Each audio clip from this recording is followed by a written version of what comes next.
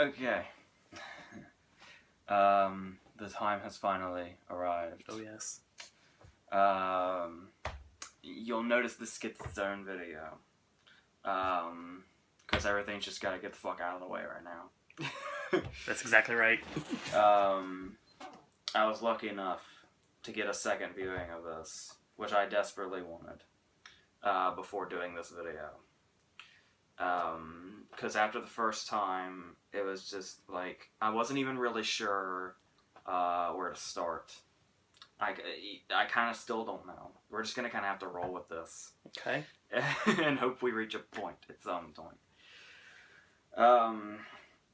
So, as far as description, I'm sure there's not much you don't already know. This was the movie where the script leak and Tarantino got pissed off and wasn't going to make it. Then Samuel Jackson said, "No, I've got the lead role, you better fucking make it." He was caring about his career. And so he did, and it was great. And the table read also was like a huge factor in him saying, "Okay, this will probably work as a movie." When they had that crowd reaction. Oh yeah, I remember that. Just from the read. That's kind of when they decided that this needed to go down. And yes, it basically takes place in 2 locations. Actually, I don't even think there's really a basically about it. There's 2 locations. Takes place in 2 locations. There's Obi Stagecoach with John Ruth, and there's Minnie's Haberdashery. And the movie's almost 3 hours long. They are doing, obviously, for the first week they did the roadshow thing with the 70mm and the booklets and the overture and the intermission, and it's just Tarantino's whole loving thing in regards to the way the epic movies used to be, like Ben-Hur and the Ten Commandments and all that. Gone with the Wind. It's anything that had an intermission, which was a lot of the epic movies. Right. Even some movies that weren't that epic. Dial M for Murder is like an hour and 40 minutes and it has an intermission. That makes no sense. But at the same time, this is something that kind of also, it's kind of an odd thing to grasp that he decides to make his big grand movie and his big ode to epic movies, something that takes place in 2 locations, both of which are interior. So for the most part, we do go outside, obviously, because we have to have those 70mm shots.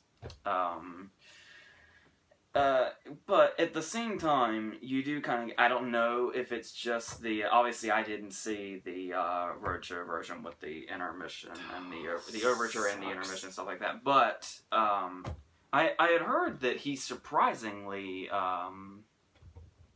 defended this version, not just the fact that it was going to be the digital version, but the idea that you're basically getting 2 separate experiences with the one with the intermission and the one without. Yeah, it's building. Because when you have the intermission, it stops you at a certain point. I'm assuming when Bob closes the piano is where the intermission was. I'm assuming that would have made sense. From what I hear, that's what it sounds like.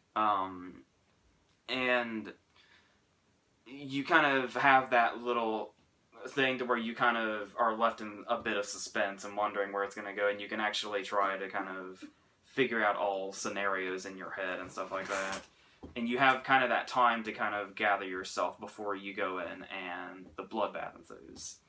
But when you see the version without the intermission, there's no break to compose yourself. It just kind of goes constant from there. You just have to deal with what you're seeing. the big moment hits, and then it's just nonstop for you from then, and you have no time to catch yourself before, all shit breaks loose. Exactly.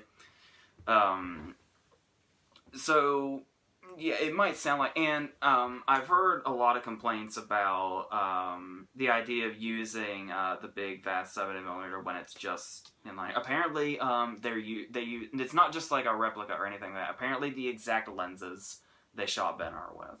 Wow. Like the exact ones. And people are kind of pissed off because it's like, well, you have all this and you just shoot some mountains and then the inside of a stagecoach and the inside of the haberdashery. Haberdashery is a joke, by the way, as Chris Mannix tells us.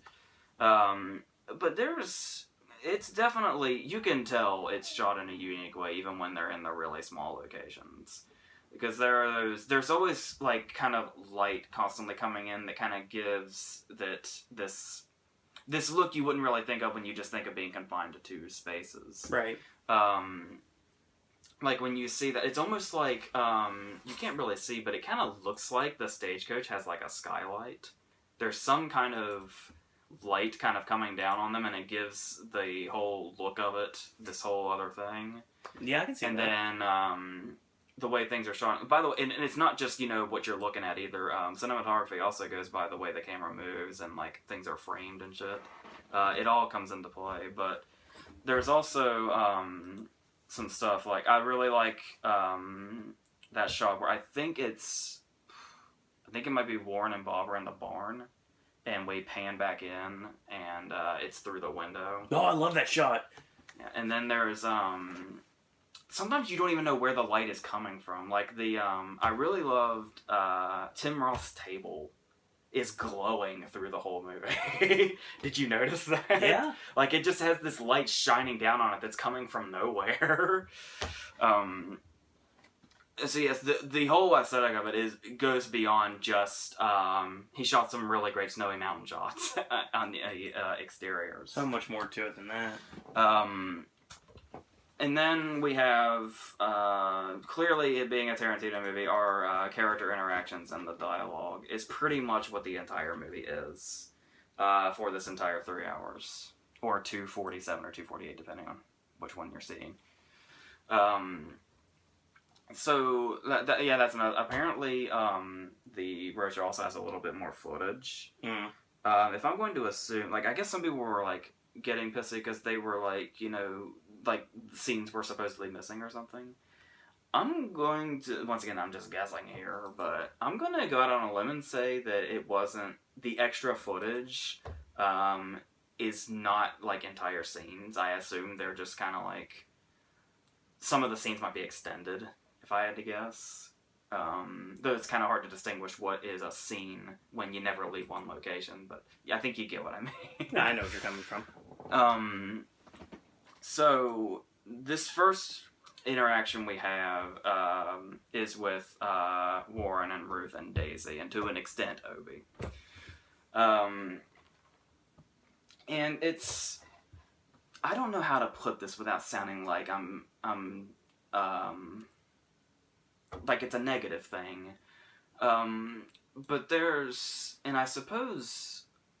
Django kind of did this to me too, and everybody knows I think Django's a fucking masterpiece. Oh yeah, totally. It's Tarantino's second best movie to me, which is saying a lot. That puts it right under my favorite movie of all time. Django's in a really good place for me. I'm just saying, like that opening scene with Waltz in Django, and this opening scene where Warren is confronted by Ruth before he's allowed entrance into the stagecoach. People like to give Tarantino shit because they feel like his movies are childish. And it's like basically somebody gave a kid a movie camera. Which to an extent kind of is the truth in a positive way. People just don't want to see it that way. Because Tarantino's just a dude that really, really loves movies that just happens to make movies that he wants to see. And the same thing with... He said that kind of goes in the same way with Jackson, where Samuel Jackson works with him so much because Tarantino makes movies that he also wants to see, and that's why he chooses to be in those movies, because there are movies that he would see even if he wasn't in them or had anything to do with them. But the point I'm getting at, that I'm afraid is going to sound negative, is when these scenes start, be it the scene where Waltz buys Django or Ruth confronting Warren before he gets in the stagecoach, is the dialogue is kind of written and delivered in a way to where it kind of feels almost like somebody who's just started writing is still in their first draft. And you can kind of sense to where it's somebody that's excited to tell a story even if they're not necessarily doing it in a flawless fashion. And like I said, I don't know how to make it not sound negative, because it's really, because that's just kind of how his movies begin. They really, really find their stride as that's just before those scenes are even over. That feeling is gone, or any negative connotation to it. But that's just kind of how I feel when his movies kind of first, like when you're first kind of thrust into the world that is his dialogue, because his dialogue is unlike anything that's in any other movie. It's something you, even no matter how much you love him or have seen his movies over and over and over again, when you are dropped into another one of his worlds for the first time, his dialogue is something you have to adapt to, because it's just such its own thing. Which is why it's so annoying when he's constantly, because his directorial choices are typically homages, people like to say that he's unoriginal and he's just stealing stuff. Those people, for lack of a better term, can go fuck themselves. So, I gotta take a quick detour here while we're talking about this stagecoach scene, just to throw one thing out there real fast. Everybody remembers Do the Right Thing, right? Yeah. Okay. I was kind of hoping... I mean, I know Tarantino and Spike Lee have their differences, as we all know. But seriously, the moment was right there. I wanted so badly for John Ruth to say something that Warren agreed with, just to hear Samuel L. Jackson look Kurt Russell in the eyes and say, "That's the truth, Ruth." That seems like Pulp Fiction dialogue, honestly. Just, because to people who don't know or don't remember, that's fucking Jackson's catchphrase in Do the Right Thing. Yeah, exactly. It's like, it just seemed like it was tailor-made for that line to come out. Maybe Spike Lee wouldn't give it to him, I don't know. But, now away from that detour, I guess we can, what do we even,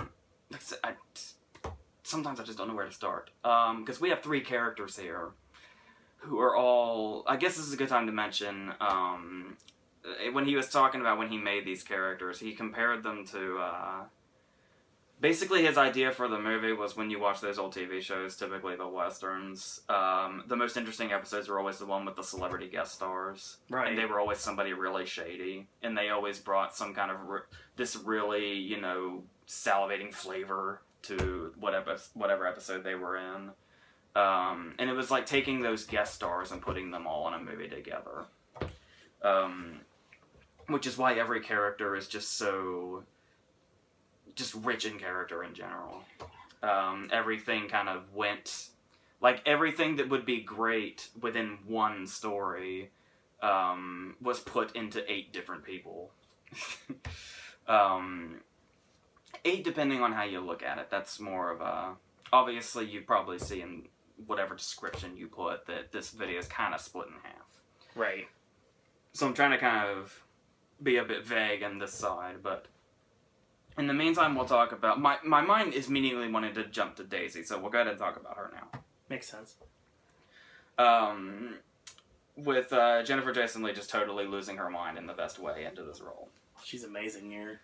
The moment when Jackson was talking about he showed up on the set, and Tarantino apparently doesn't like for them to ad-lib too much. So she was like biting the windowsill of the stagecoach, and when she tried to blow her snot at him, and when she winked at him, all that shit was stuff that Jackson wasn't expecting.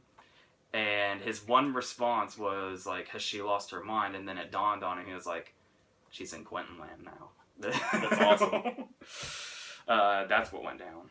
So much so that he actually requested that he go back and reshoot his scenes with her, so that he could have a full-on, he could actually act out his reactions to her better.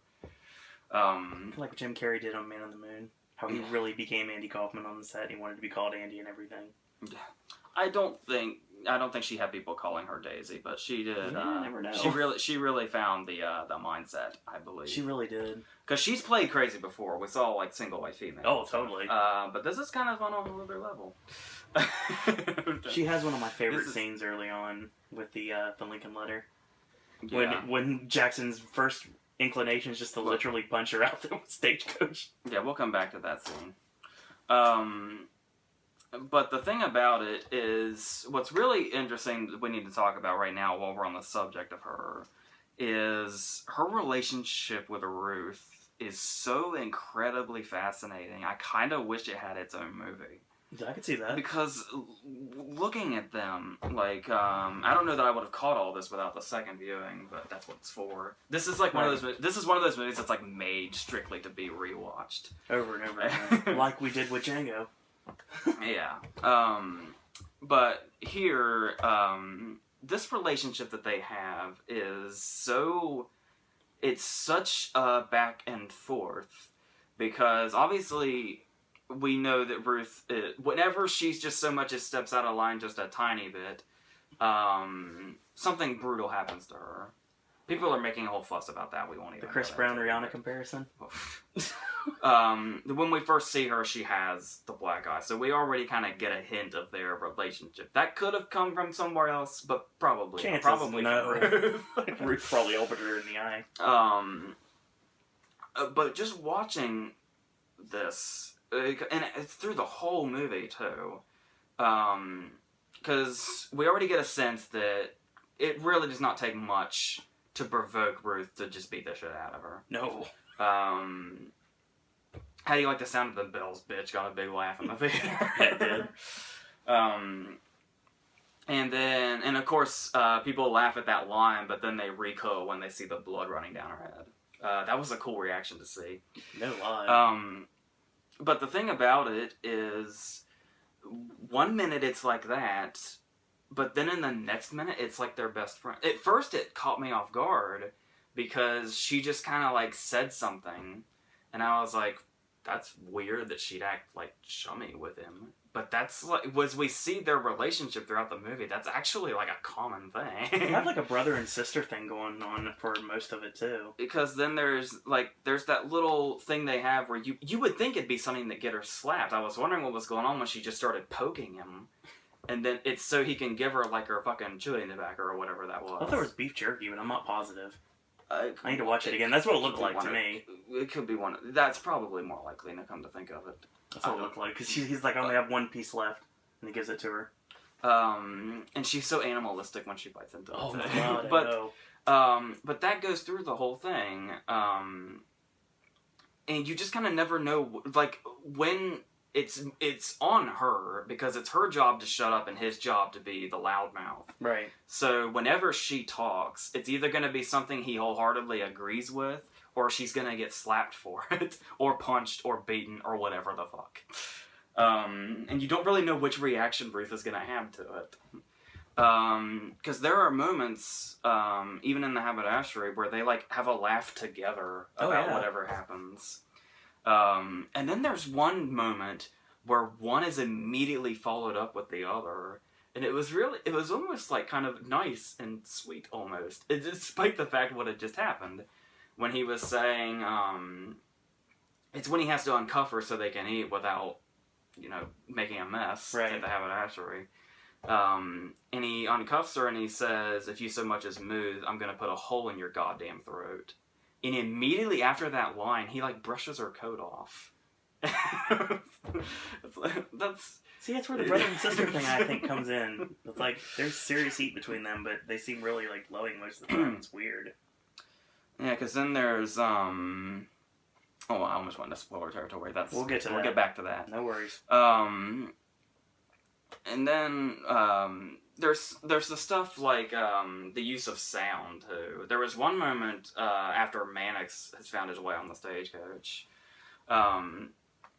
and this whole thing, it's like 35 minutes. Oh yeah, that they're in the stagecoach, and Mannix being on the stagecoach is its own chapter.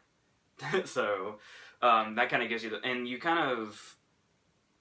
The first time around, it feels long. The second time, it doesn't. Not at all. I'm talking strictly about the stagecoach stuff, but that's kind of the whole movie too. But it really we're strictly talking about the stagecoach stuff. Yeah. And what you realize is this is basically the reason all this is here and this scene is so long.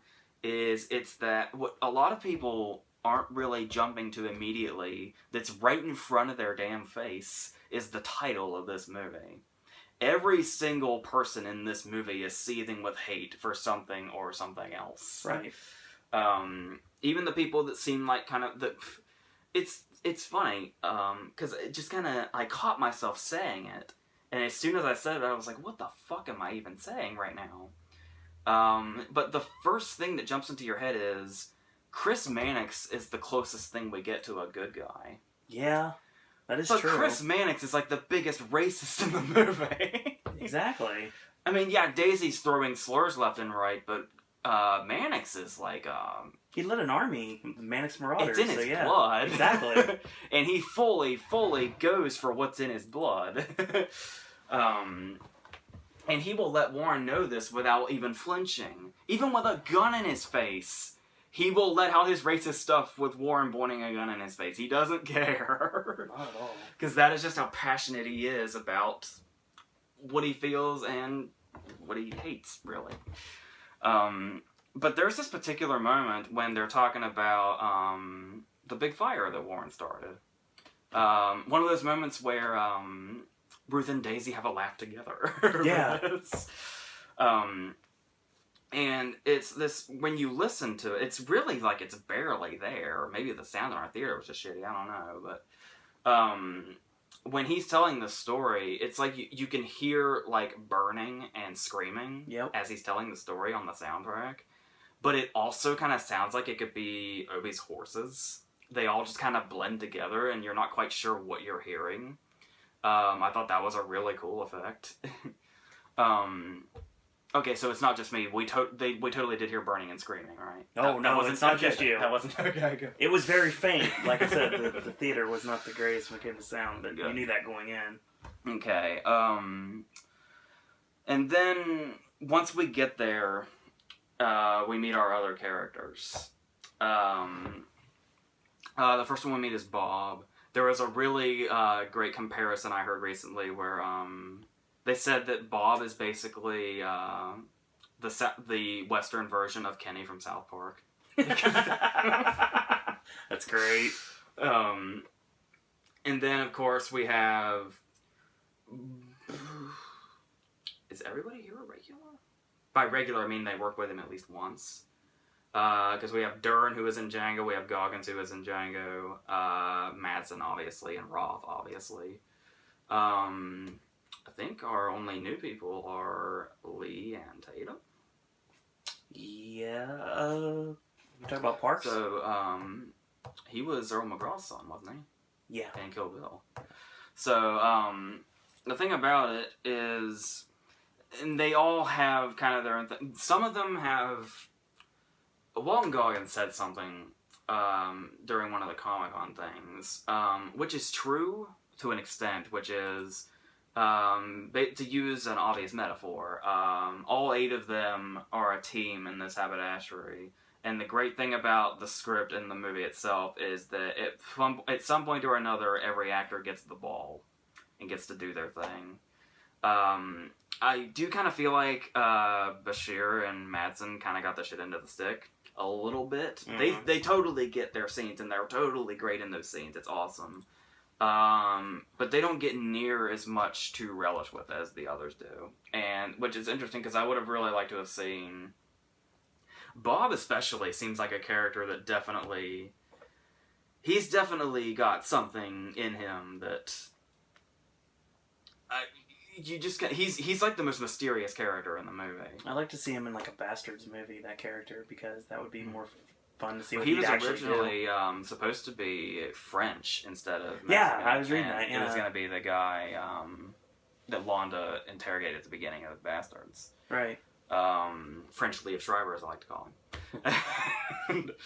him. And yeah, they all kind of get their thing here. Dern, obviously, kind of has the least to work with.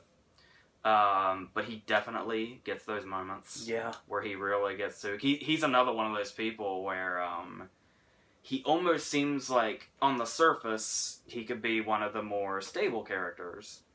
But there's some... He is off the wall... hateful in this, if we're going to continue to use the title. He's got as much in him, just as much as everybody else, if not more. And okay, Roth. I'm trying to figure out if I want to talk about Roth now or later.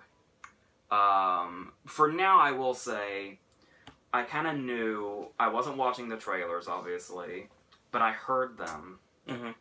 And as soon as I heard Roth's voice, something immediately clicked. And naturally, it mostly came true. And that is, I just kind of heard the audio playing, and then I was kind of hearing the familiar voices come in. Right. And then I just heard Mini Sabadashi about to get cozy for the next few days. And I was like, that's Roth. And just by the sound of his voice, I can tell I am gonna fucking love this performance while everybody else is gonna fucking hate it. I already know this by the sound of him saying that one line. Immediately the waltz comparisons came out. When the first still was released. Oh, yeah. When he was dressed like King Schultz and looked like him. Despite the fact that it's Ruth that gets to do the mustache pulling. And that's... Yeah, Roth definitely has a performance here that's probably going to be overshadowed by a lot of things. Number one, just by how over the top it is, and number two, all the waltz comparisons. I told somebody today when I was answering a few questions that every time Roth opens his mouth, he might as well be making love to the scenery. And he just really, I already used it, but the word relish just keeps coming to mind when I think of what Roth is doing here. Like, every time he would respond to a question, when it would just, his really proud yes every time somebody asked him who he was. And any time he got to show off his credentials, he was just very proud of what he was doing. I really love that fucking performance, and it gets even better as the movie goes on, which we'll talk about later. Of course. There are obviously some Tarantino things in here. There's a connection we'll talk about later. In the meantime, Michael Madsen has the line of Bastards work he's never done. I love that. Of course. And I believe in that draft, it was spelled with the E, of course. I'm sure it was. Because Tarantino's that proud, and we don't care because he deserves to be that proud. Minnie smokes red apples, obviously, even back then. Which apparently Channing Tatum said that he lifted from the set and has them. So you know, when Bob talks about smoking, that's red apple in Spanish. Yeah. I thought that was really well done, too. So, I will say, if I have to throw a critique out here, I don't even know if I call it a critique, it's just a hypothetical. Obviously, like I said, Django's a masterpiece, with no doubt whatsoever. Right. This is... Somebody asked me, ranking Tarantino's movies is my least favorite thing in the world to do. We did a whole summer of this. I know the top two are Pulp Fiction and Django. The rest... everything's just so equally brilliant. I'd even throw the Grindhouse cut of Death Proof. The extended one, the version of Death Proof that is just Death Proof. I can see why that's a movie he kind of considers the weak link in his chain. Right. The Grindhouse cut of Death Proof though is fucking amazing. Agreed. I said that I personally would put this directly on par with Bastards. Okay, I can see that. Which, by the way, this got a lot of comparisons to when people heard the concept, because basically people decided it was going to be the tavern scene in Bastards, 2 hours and 30 minutes long. Which, they definitely take different approaches to what they're doing, but I get that vibe, sure. I was the first person to tell you this, but it's become a popular thing now, so I can't claim it without looking like I didn't. But what's the first thing I said to you when I learned what the whole thing was? It's basically Reservoir Dogs in the Django universe. That, but more specifically, this is Clue, as made by Quentin Tarantino. Yeah, people are saying both of these things now. All the way up to when they were eating the stew, I was like, "Tell me it's monkey's brains, Tim Curry." So, yes, point I was getting at about prior to the ranking thing was Django's a masterpiece, amazing, and of course this is what it is. I'm always, and I think anybody that's a Tarantino fan is going to wonder what these movies, especially this one, I don't know how much different Django would be, but this one I really, really wonder what it would have been like if Sally Mingy was still here. Yeah, I know. That I really, really wonder about that. That's a good point. I kind of comfort myself by saying maybe not too different because Fred Raskin was like her assistant or something. So I'd like to think what we have from him is relatively close to what we would have had with her, but there's always going to be that wonder of what it would have been like. And also seeing everybody's name in the credits that you know so well, and then not seeing her name, it's just kind of like, oh man. Yeah. And then I'm trying to think if there's anything else we can go into now before we cross the spoilers line. We're talking about OB now, or not? Or wait till we get spoilers? There's not a whole lot. Obi just kind of gets the shit into the stick all the time. That's what I was going to say. Okay, yeah. Okay, we'll talk about, a lot of complaints I'm starting to see surface are, and yeah, I do get where this is coming from. How much of this movie is, I get it, because we can't really go anywhere else. We just kind of have to deal with it. There's really no way around it. How many times we have to go through the door scene? Where the... I really think Madsen gets louder every single time it happens, too. It's getting seriously blown out of proportion. I saw somebody complaining and called it, like, they called The Hateful Eight in its entirety, Guys Nailing Wood the movie. There's... That's... No.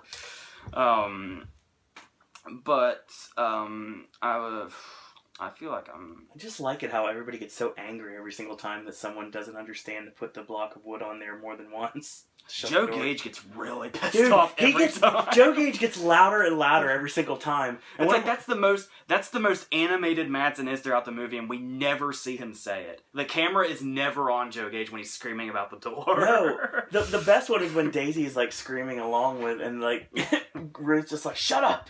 I always wondered if that was like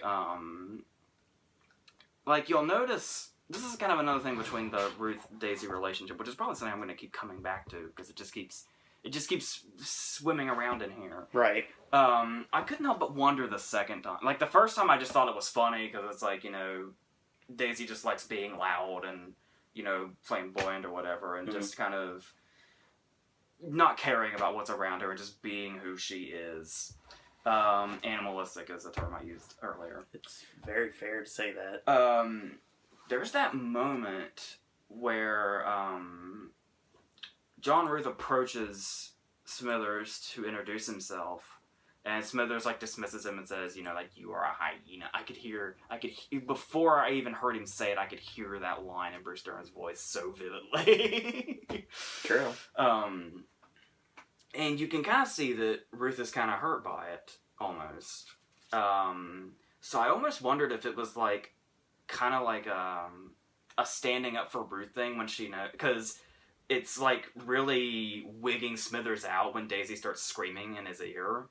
I always kind of wondered if that was the almost kind of a small little revenge thing for that. I don't know. Maybe I'm looking way too much into the Ruth and Daisy thing now, but that's just something that kind of went into my head the second time. Hey, if it's there, it's got to be a reason for it. Because she can see she's making Smithers extremely uncomfortable by screaming in his ear. I can't help but wonder if that was the whole "why were you addicted to John Ruth" thing. I don't know. So I think we can go ahead. Once we cross over into the spoiler stuff, I think there's some more non-spoiler stuff I'll remember to go into. But let's go ahead and put our spoiler stamp right about here. You'll want to put that in the probably the title too, spoiler start, whatever the fuck.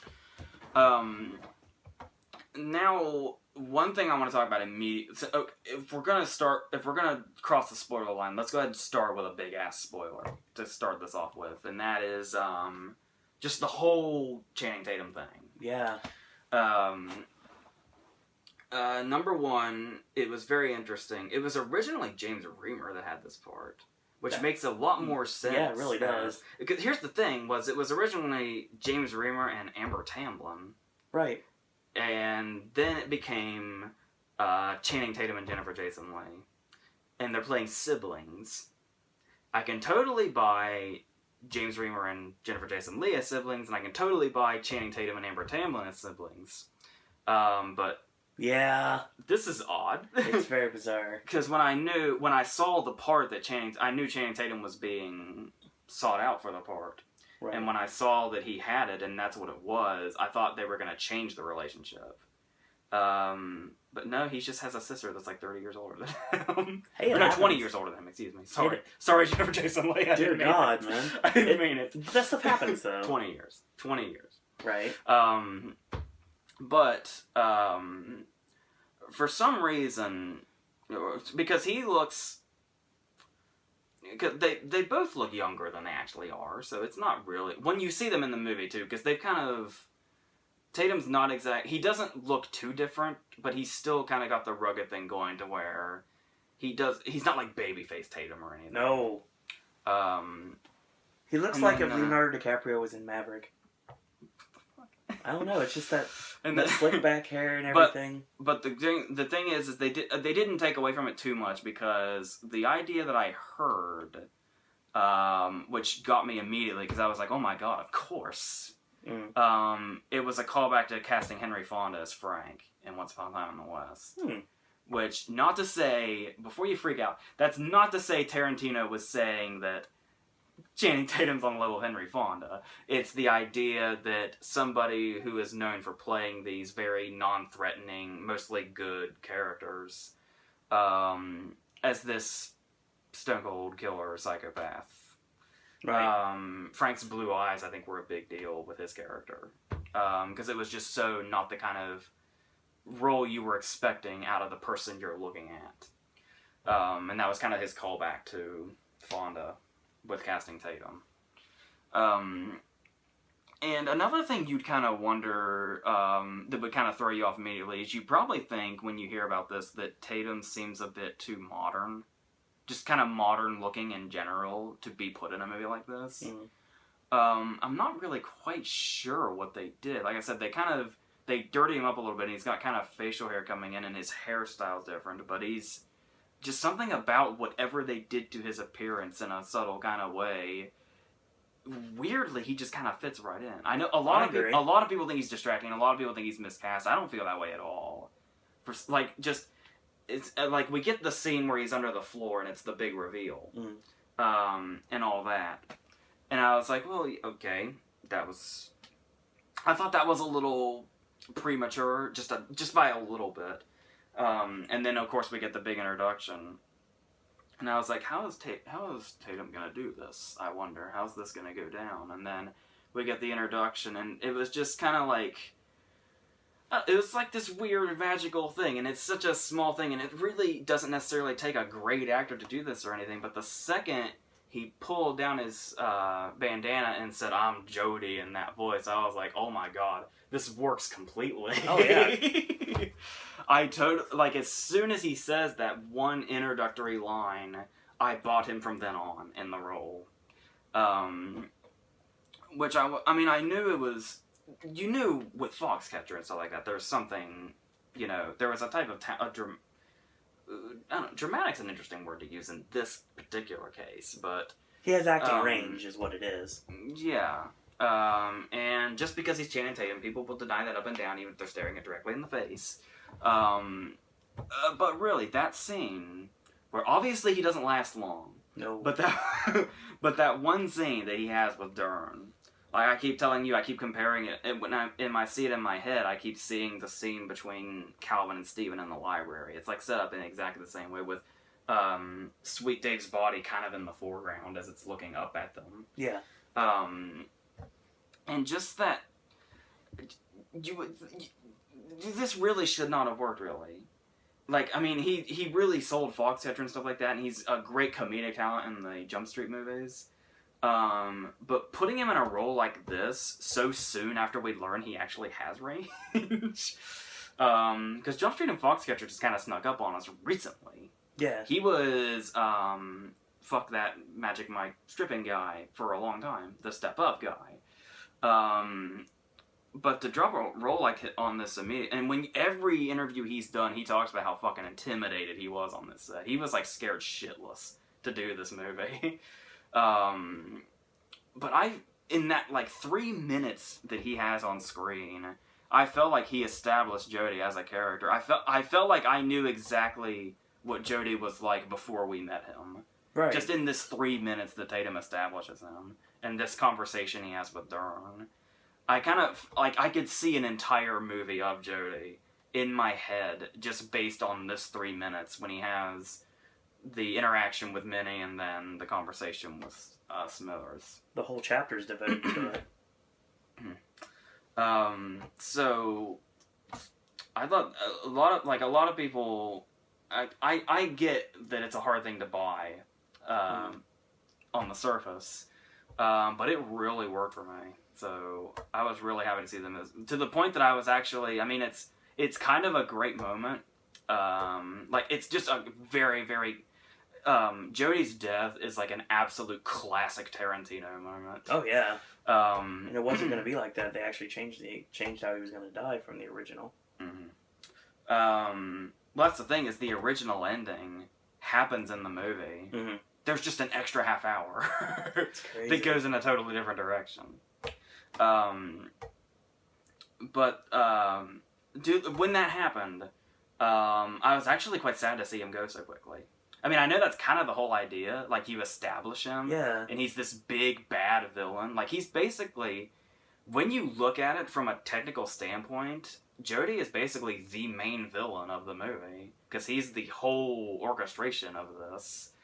And after all of this build-up, and just when his character is established in just the right way, where you can imagine everything he had done in the past, he's just gone in an almost comedic moment. He's having a loving moment with Daisy. And that's the thing. That's another thing about that scene is, that's another really impressive thing that Lee does, is how she's playing this totally psychotic, off-the-wall character that's insanity you have to just see to even believe. Even if you see it, I don't know if you can believe it. But with those tender moments she has with Ruth, you see that, like, some sort of humanity in her, believe it or not. Yeah. And then again with Jodie, and there is a scene, once again, it took me a minute to get over it, like it did with the example I'm about to give you. Now that I've seen Django about 50 times or so, maybe more, I don't know. Yeah. The ending, the first ending of Django was very off-putting to me the first time I saw it. When Schultz shoots Calvin, and we're supposed to be filled with glee because Calvin has just been killed, and he was this horrible, sadistic villain. But the humanity injected in the scene where Stephen goes into an emotional meltdown, because Calvin was basically his child, more or less. He basically raised him more than anybody else. Oh, yeah. And he's holding him, and even when he's confronting Django, when they capture him, you can still see the tears on Stephen's face. And that really disturbed me the first time I saw them. I was like, are we supposed to feel glee that these people are in pain? Because this is, like, off. While Jodie's death is a very Tarantino moment, and after you've seen it a few times, you can laugh it off. And I guess back in the day, people had this reaction to Marvin's death in Pulp Fiction. Oh, okay, I can see that. When Daisy sees Jodie, and we see that look on her face, and we see that they are finally reunited, and she's like really touched of how much has gone down that Jodie has done just to save her from this. And in 1 second, she is looking at him with that look on her face, and he's smiling back at her, and in the very next fraction of a second, his brains are all over her, and his entire head is gone. And my immediate thought was, we're supposed to go, holy shit, that's awesome, and that's Daisy's fucked now. My immediate reaction the first time to Daisy pulling the brains out of her hair and screaming about her dead brother, I just thought, this is fucking terrifying. Oh yeah, completely. And that's the same. Like, apparently, when Marvin died in Pulp Fiction with 1994 audiences, that fucking horrified people. Oh, I can see that. And now we laugh our asses off. Oh, yeah. But yeah, the first time Jodie's death happens, the first time I saw it, I was like, that kind of... Like, it's one thing it's like Naveen Andrews in Planet Terror. Mm-hmm. That was just kind of like a really over-the-top moment that you can just kind of laugh off after the shock wears off. But watching Daisy react to Jodie's death was really... It just really gets under your skin. And you can't... Because that's another thing. That's a lot of complaints that people have, is the whole taking glee and everything that's happening, because at this point in the movie, after Jodie's head is exploded and they're getting ready to hang Daisy, despite the fact that they're both pretty much dying, Warren and Mannix are very sadistically gleeful in this moment. Oh, yeah. And the big complaint is people are under the impression we're supposed to be happy with them that this is happening. But as I said, we have to keep coming back to the title. Pretty much nobody in this movie is a good person, for God's sake. Everybody's a hero in this movie, one way or another. Warren, the whole story with Smithers' son, That which was... we'll elaborate on that. Ooh, We'll elaborate on that in a second. Definitely want to talk about that. Let's just say that Warren's story really happened. Okay. And then we already know that Chris Mannix is one of the biggest racists in the room. Right. So much so that it's just in his blood. Like, if Chris Mannix were to continue to live, he'd be breeding racism out all over the place. Right. And hatred and all that. I'm doing it with a smile. Yeah. And constantly justifying himself. Correct. I'm missing the part where it's led to believe we're supposed to be happy with them. Yeah. I don't think we're supposed to feel glee to an extent, because Daisy is, like the really, really evil character in the movie. Mm-hmm.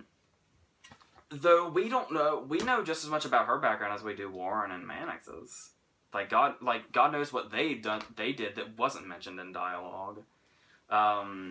Just like everything she did specifically in the Domingue Gang, we don't really know specifically what that is. We just know there was probably a lot of murder involved, but that's about it. We know the Domingue Gang is ruthless because what we see happen in Minnie's Haberdashery before everybody shows up. Right. Fucking Bob stabbing Sweet Dave to death, for God's sake.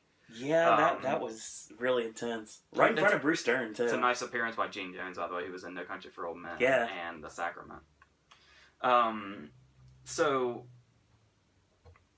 there is a sort of, because Tarantino's been on this thing for a while now, where revenge is a key factor in his movies. It It started with Kill Bill, and it's been a recurring theme ever since, even in Death Proof. Mm-hmm. Where when a character that's been evil throughout the whole movie gets a violent, brutal comeuppance, we're supposed to take glee in it. Like I said, sometimes it seems a bit off-putting. Like I said, it's really hard to find glee in the death of Calvin Candy by the way Steven reacts, despite the fact that Steven's the most evil person in that movie. Right. Still, Jackson managed to put humanity in Steven that makes that scene a bit disturbing by how emotionally it hits him, regardless of how much of a comeuppance Steven needs. Because we do still watch with glee when he blows the fuck up and the movie ends. So, but in that particular moment, there's actually something in there that makes you kind of feel for them, even though they're the most evil character in the movie. Or maybe that's just me and I'm fucking off. I don't know, but regardless, Robbins has no redeeming quality either. Yeah, it's like I said, he's kind of the only reason it feels like Mannix is the closest thing we have to a good guy is he doesn't really... I'm trying to remember who shot Roth and Madsen specifically. Obviously, Mannix shot Roth the first time. Right. But I don't remember if it was... I think it was a combined effort of him and Jackson that took them out. Finally. Roth's still rolling around when the movie ends. I think we're supposed to assume he finally just kind of stopped. I'm sure there's a lot of bleeding out off camera. It was sure. like Mogi during the shootout in Django. Yeah. It's like he eventually died. Well, you talk about there's no like person to root for, even though he's gone rather quickly. OB somebody doesn't have any issues. Yeah. Unless we don't know anything about his backstory, because they don't know anything more than the fact that he just drives the horses. I'm pretty sure he's simply a stagecoach driver. I don't think Obi has really that many skeletons in his closet or anything. He just kind of does shit for the money, and then. Well, that could be a hateful thing in the sense too, just doing everything for money. So yeah, you've got a point. So, what are we looking at there? Oh yes. What I was saying was it's trying to decipher Mannix being the closest thing we get to a good guy. Once that statement comes out of your mouth, you start to wonder why exactly that is. Right. And the closest thing you can get to is that he doesn't... Because if he's the closest thing we have to a good guy, then technically Smithers is too. But Smithers, we know, is responsible for a lot of... stuff in the past. Like mass stuff in the past. So... but he does nothing in the movie. He's just kind of an innocent bystander if you don't know anything about his backstory. Well, there's... I do love that moment the second time around where Warren comes into the haberdashery and you see him... He's like the first thing Warren sees. And there's kind of that recognition that you don't really catch the first time until he starts to... because his eyes are kind of wandering in that scene. And you would think, recognizing somebody in the room, his eyes would stay there. But as soon as he sees Smithers, his eyes keep looking around his surroundings. Right. So, another thing I want to talk about was foreshadowing. Oh, yeah.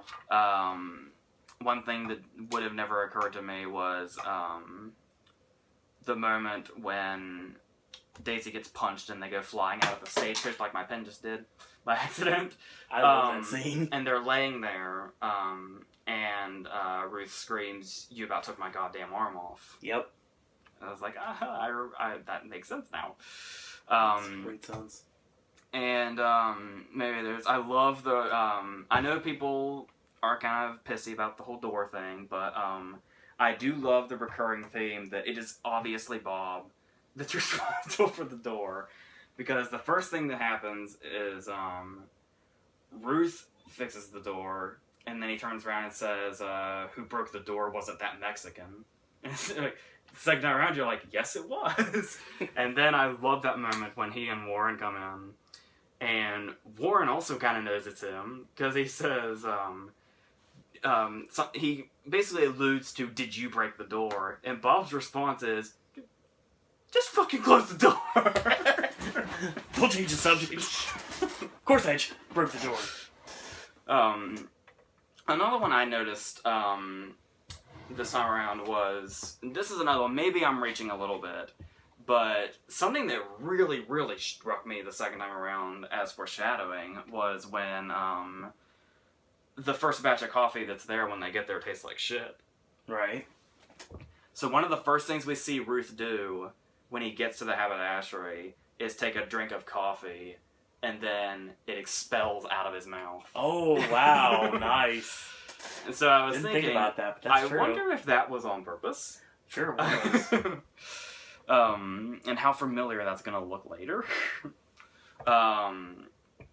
Then there is, my notes started to get a little sloppy. I tried to write down as many things as I could remember. Roth. The rest of Roth's performance. And why I love it so much, even more, was I'm going to need that pen later. I'll get it for you, no worries. Obviously, I really love Roth's over-the-top stuff. To the point that you just kind of think that's what the character is. And that's just Roth doing his thing and how he felt this character should be, or how Tarantino was directing him, or whatever. This is who this character is. And then you get to the reveal, where the four passengers, the three of them plus Jody, means that none of the three of them are who they actually say they are. Right. Up to and including their names, obviously. So, there are two things revealed during this scene as they're taking out everybody in the haberdashery before the stagecoach gets there. About Roth specifically. Number one, his name is Little Pete Hickox. Right. Who is apparently the grandfather of Archie Archie Hickox. Hickox, exactly. Michael Fassbender's character in Bastards. There's always that one connection, and I was waiting for it. And then, which is really funny because Tim Roth was actually supposed to play Hickox, but I believe Lie to Me was in the way. Wow. Because it was going to be him, then it was going to be Simon Pegg, and Simon Pegg was doing Star Trek, and then it ultimately got to Fassbender. Right. So that's when we realized that he not only is not the Hangman, but that whole scene when he takes Ruth and Daisy through the process of his job is just him talking out of his ass. Exactly. And that's a recurring theme I want to get back to in a minute. But the second thing I want to talk about is his very obviously Tim Roth actually has an English accent. Of course. Go figure. So when he's playing the character throughout most of the movie, the accent is really, really over the top. So we know Roth is doing that as an actor. But it's when somebody gets his attention after they've killed everybody, and he speaks in his Tim Roth voice, his real voice. Yeah. And that's when you realize that he was hiding his real English accent with a more over-the-top English accent. That's brilliant. And that just adds a whole other thing. There's just something so brilliant about this whole thing. And that recurring theme I want to talk about, which brings us to another point I was going to get to. We're just coming right together. The idea that every single goddamn person in this movie is lying. Oh, yeah. Big time. There's the whole theme of this person may not be who they say they are. But by that, we pretty much mean the whole time. Not just this person is actually part of the Domingue gang or whatever, or working with Daisy or whatever. Just every single thing we know about them in the movie is a lie. Yeah. Most of the characters are like that. Obviously, there are the three passengers. That's a given. But then there's the whole, is Mannix actually the sheriff of Red Rock? We will never know that. No. And a lot of people I've seen don't believe it. He just wanted to get around on the stagecoach. Yeah, it's one of those things to where I've always I don't know what it is. Maybe that's another reason why I kind of am drawn to Mannix when I try to think about who our most moral character is. It's so weird to say that, but I know where you're coming from. For some reason, it wasn't until after the fact it occurred to me that he could be lying. Mm. It's just kind of something I just kind of accepted. So, but yeah, he totally may not, because then as it goes on, there are so many different ways you can look at it as he's totally lying. Like, oh yeah, they're going to give me my star when I get there. And stuff like that. And how he can't really prove anything. You need to get me there so I can get my star and I give you your bounty money. Yeah, he literally cannot prove this at all. Nope. Despite the fact that you think there would be at least something. Even in that time. He even gets called out on it by Ruth. He's like, nope, can't prove it. Gotta get to Red Rock first. And then there's the idea of... This one gets all tangled up. There's two big ones with Warren. Starting with the Lincoln letter. Yeah. Okay. I love when Mannix calls him out on it. Well, here's the thing, though. Is we have the Lincoln letter. Right. And that is just what it is. In the first draft of the script, after the stagecoach scene, it was never mentioned again. Oh, okay. After he retreated, after Daisy spit on it, we never heard about it again. But now it's this key thing where the Lincoln letter was just an existing thing that Warren had and always had with him. Now it's a plot point. Right here, as he said. Right here, yeah. But then we get to the dinner table at the Haberdashery, and Mannix calls it out, and we realize and says that the letter's fake, which Daisy seems to think was real as well. And by the way, there is a look that Daisy gives Warren in the stagecoach when he hands Ruth the letter. This is something I noticed the second time. Where she kind of looks at and she Warren smirks at him the whole time, like she's saying, like she knows immediately that it's fake. Exactly. And one of the first things she says is that Ruth is brutal, but in the brains department, not so much. Like right before, like right after she says that is the Lincoln letter scene. But despite all of that, then there's the question of Warren just kind of immediately comes out and says, yeah, Mannix is telling the truth, it's fake. Got me on the stagecoach, didn't it? And sorry that's, bothers you, John Ruth, but that's just the way it is. That's basically what gets him access to shit. Yeah.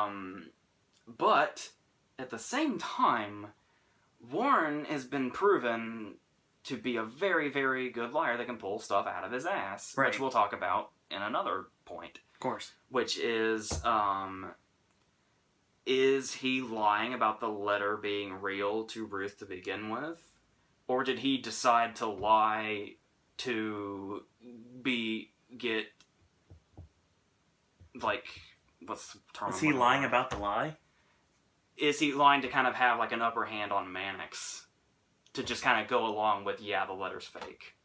You see, that's a possibility, too. Because we never find out if it's real or not. Because that's kind of the bonding point with him and Mannix, almost. All the way to the end. Yeah. So, really, it starts with him not drinking the coffee. But there's a starting point somewhere between Mannix, the uber racist, and Warren becoming the the partners here. But there's still... It still kind of makes you wonder. It's because that could also be, in a way, it's kind of hard to say why or how, but it just kind of seems like, should he immediately go on Mannix's thing of the letter's fake, that he somehow has something one up on Mannix in this moment. Because I was thinking about that when he reads it at the end, when they finally read the letter in full, that is a really, assuming it is, that's a damn elaborate lie. Yeah, exactly. But then again, it also makes it believable. But okay, before we come back to this, let's talk about the idea of him telling the story to Smithers about what he did to his son. Oh my god. The wide belief is that he really did kill his son, but not to that degree. That was just to get Smithers to pick up the gun so he could kill him. Yeah, he could have justification for killing him. And since we see that Warren has a knack for just lying naturally, it's totally plausible he just pulled that story out of his ass. And it seems really over the top, too. The whole walking in for 2 hours thing. Somebody brought up a really good point today. That one of the things that could really sell it as a lie is, these are exact words, if it's as cold as he said it was, nobody was pulling their dingus out. Immediate frostbite. Legit. And the whole thing just seems over the top. Not to mention, the thing that really, really sells it is the idea that when we pan down on Smithers' face, and the scene literally dissolves from Smithers' head into the scene. Like, what we're seeing is what's in Smithers' head and not actually something that took place. That's a possibility, too.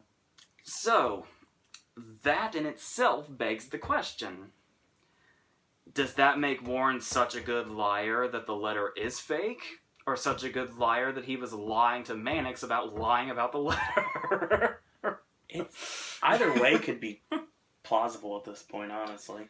Oh, I mean, he could have killed a man to take his Confederate jacket and everything. That could have started it right there. Because that's the first thing Dern calls him out about. Okay. Talk about the coffee. I know you hate that scene for good reason, but... Okay, yeah. The thing about...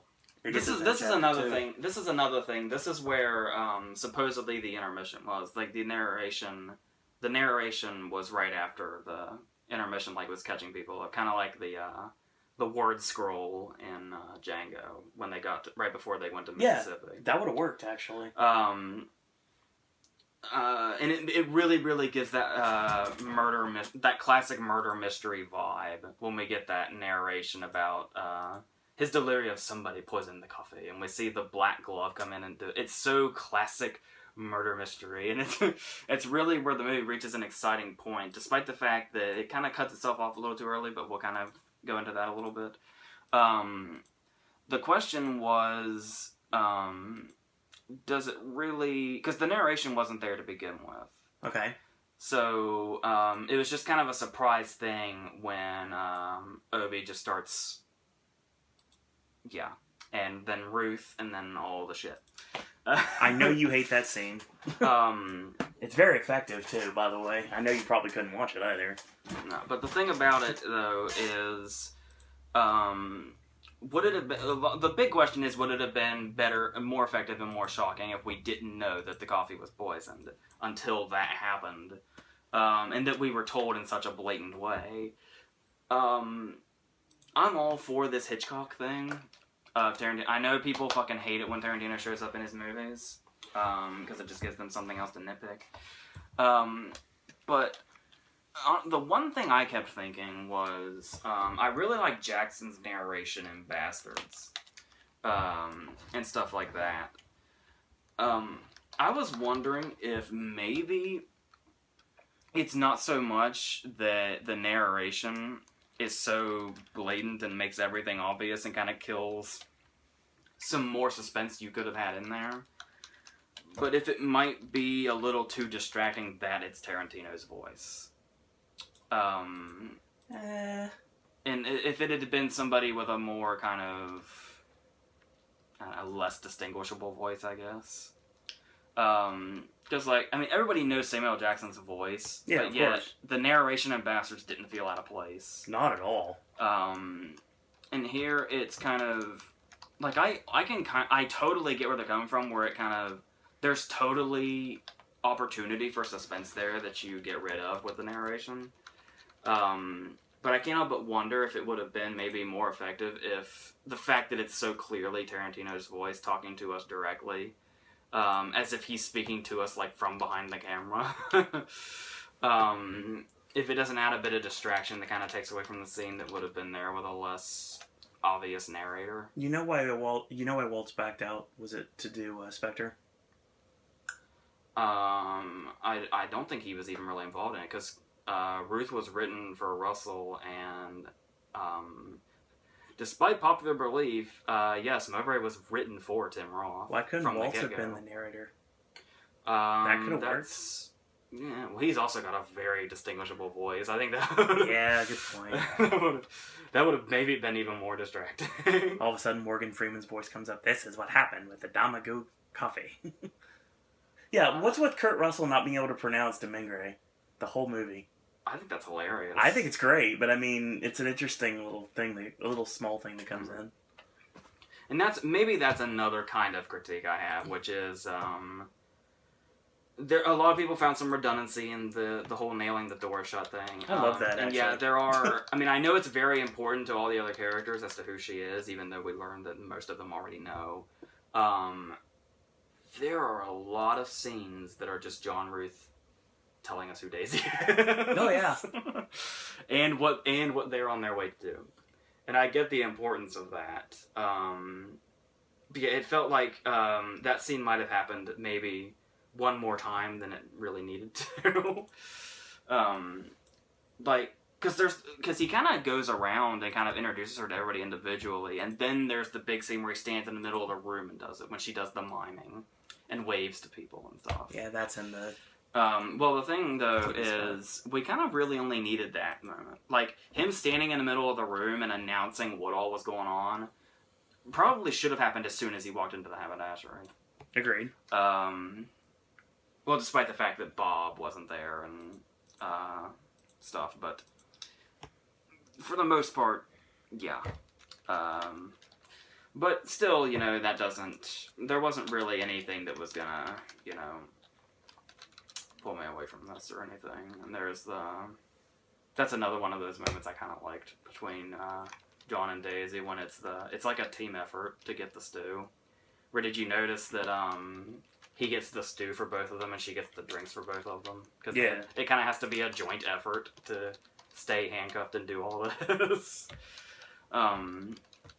And yeah, she put it, Jennifer Jason Leigh did an interview where she put it in a really, like, heartbreaking way. This was what I was going to mention earlier, and then before I'd crossed the spoiler line. The way she put it was, the connection between them was, the really great thing that Russell did, even after John Ruth is dead, it's always Kurt Russell laying there. They went out of their way to make like a dummy of John Ruth and everything, but to kind of keep everybody kind of in this area. The whole time John Ruth is laying down on the floor, it's always Kurt Russell laying there, even when he's not. Obviously, has no lines or anything to do, because he's dead by this point. He's like Tim Roth and Reservoir Dogs with much less to do. And they're not even showing his face, so that's commitment. But the way Jennifer Jason Leigh described their interactions was, despite everything that happened, and despite that she clearly took glee in watching him puke himself to death on her, because of the when you get the hell, tell them Daisy sent you. There's clearly a glee there of watching him die, but then there's also kind of it's kind of like the most alone her character has been in the whole movie, despite knowing that. Are we supposed to assume that she knows who the three passengers are the whole time? I'm sure she probably does. I don't remember if that was ever established or not. I mean, no, it's not, but I don't see any reason how she couldn't. Well, yeah, because they're the whole gang. Yeah. So she'd have to. And I think that 15 gang strong is probably a work, too. But weirdly, there's something very alone that she feels after John is dead, and the way she put it was, Daisy has to sit there with him and feel the warmth leave his body. Ooh. And it, like, actually troubles her in a way. So yeah, there's a lot of complexity to Daisy. That she plays really well. To put it mildly, really. Here, my question to you is this. Upon watching it another time, we're going to have to watch it several more times, obviously, to make sure we catch this, but when everything is going down with the story where Warren is talking to Sandy and everything is going down that way, out of the corner of your eye, can you see Daisy poison the coffee? Is it ever on screen at all, even like as like a split second on the right-hand side of the screen? That's my question. Well, it's clearly not Daisy that poisons it. Well, I know. I think it's... Do you see the black glove, like, poison the coffee? I don't know. Because Tarantino says that specifically. If you didn't notice, a couple minutes later, the coffee was poisoned. Maybe we're supposed to see that somewhere. It wouldn't surprise me at all, because of the attention to detail, like in Pulp Fiction. Exactly.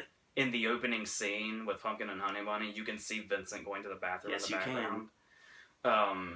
I assume it's something like that. I have to look to make sure, because honestly, I'm not positive. I would think it's given. Well, obviously, the first thing you look for is the black gloves, and of course, every fucking buddy's wearing the black gloves. Exactly, it makes it better.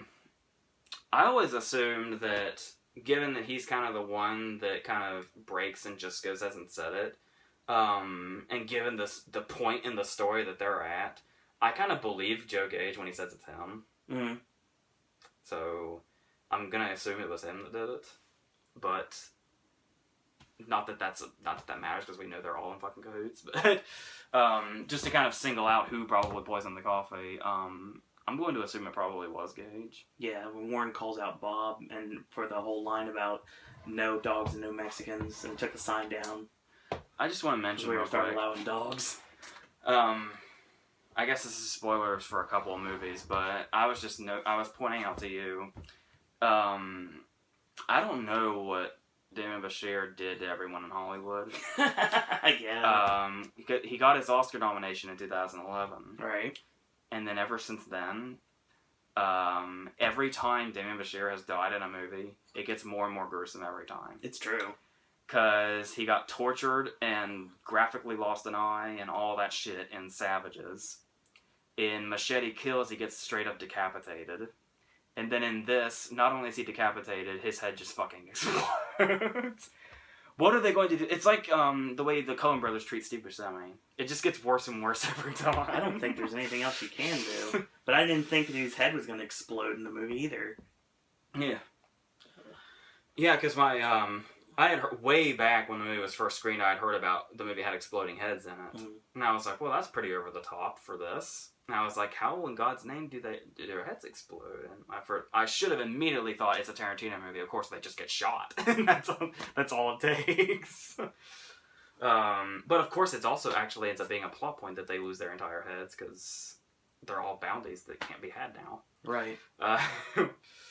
Because like didn't they? Jody was like worth the most. Yeah. And then just no. Like Senor Bob ain't worth a peso now. Yeah. So, is there anything we did not touch on? There's a couple of things here I can't quite read. But I think.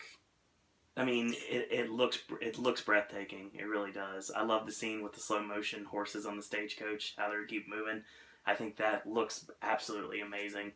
And the score is just so dooming and evil. It's just like you said, we're sitting in the back of the theater, and there is a light that's out right when you first walk in the door of our auditorium. And sure enough, AJ looks at me like, listen to this score. Well, and I did, and it creeped me out. I had heard that there's a lot of inspiration from stuff like Agatha Christie and The Thing, and then there were none and stuff like that. But there were, you're getting ahead of me now. The idea, obviously, I think it's the piece that plays during the coffee scene, and then again at the end of the movie when it's actually a piece that shows up on the Thing's soundtrack and has been since that movie came out.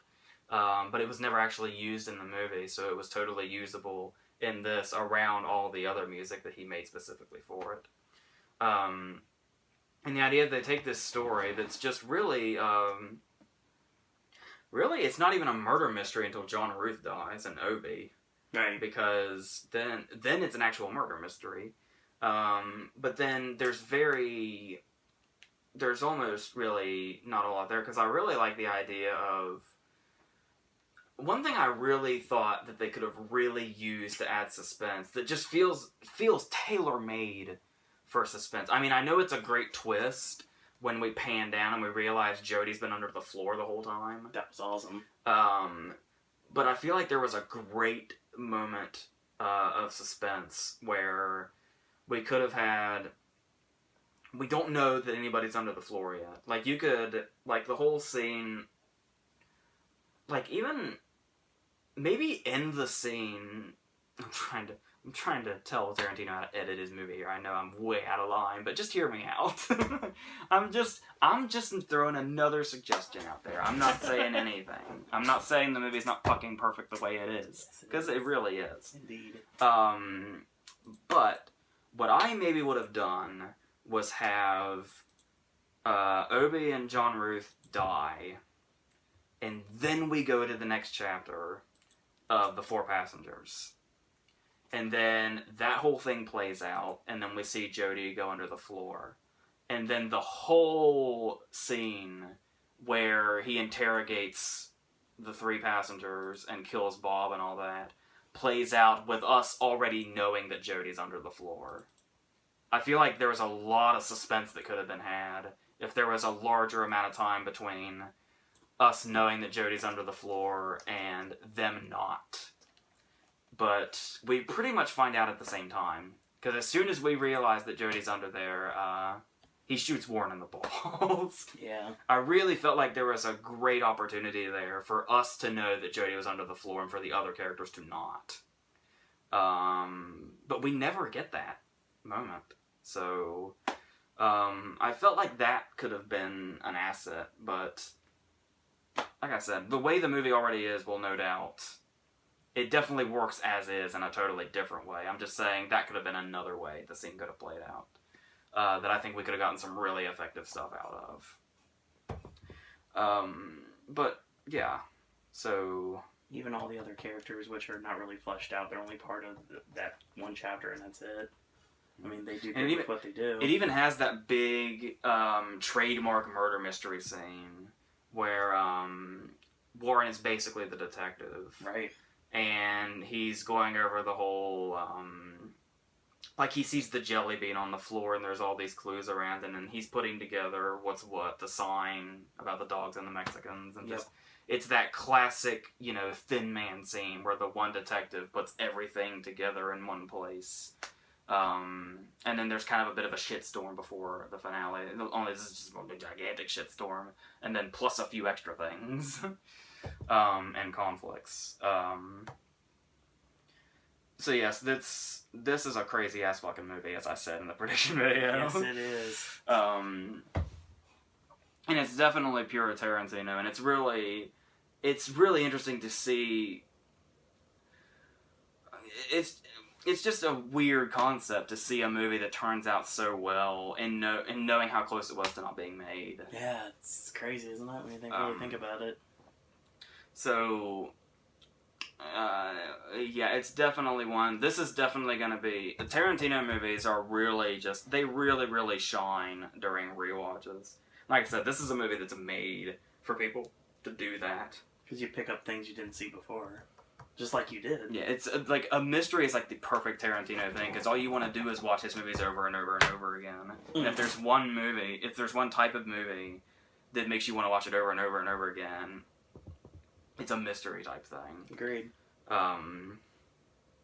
With very untrustworthy people and all that. You know, who's lying? Is everybody fucking lying? Is there one piece of truth said in this movie? Well, there's a thing about Mannix saying that Obi's a great stagecoach driver. John Ruth agrees that's the only truthful thing we hear from him. Which also might be this is the only truth, so we've heard the whole movie. So, audiences will like this movie. I see some people with no patience having an issue with the fact... The people that are here for violence, it may take a while to get to, but once it's there, it's there. And people just want dialogue, don't care about violence. They're going to get a little bit what they want. I didn't see a walkout, thankfully, so hopefully that doesn't happen. I mean, even the length is not a problem for most people, because most people will pretty much know by now if you go see a Tarantino film, it's going to be at least 2.5 hours long. Yes? You're quizzically looking at something. I feel like there's going to be more stuff I want to talk about that I can't remember off the top of my head now, but I feel like we covered most of the points I wanted to get to. Let's hope for its Oscar success this year. I know it's tough, but let's just hope for it. I don't know. I know. I know, man. That's we'll see what happens. I hope so. So that's going to end AJ's movie review. The first review of 2016. It's almost an hour and a half long. Yes. It's one movie. That's right. We got a lot of stuff for you. Versus is going to be returning next week. AJ was wrapped up in a lot of films this week, so was not able to watch anything for Versus. That'll return next week. But I will tell you what you're getting tomorrow. You're getting The Ridiculous Six, Legend, Chirac, and Irrational Man. And this Sunday, since... I thought it was Chirac. Chirac, sorry, my bad. But this Sunday, since, of course, award shows fall on Sundays, and a couple weeks later we're going to get the Golden Globes, we're going to hit a lot of movies that could possibly do some damage in the award season. That is The Revenant, The Big Short, Anomalisa, and Carol. So, a lot of stuff coming this week. This is AJ weekend here on Pop, so what a great way to start 2016. So that being said, thank you guys and girls out there for watching. AJ, any parting words?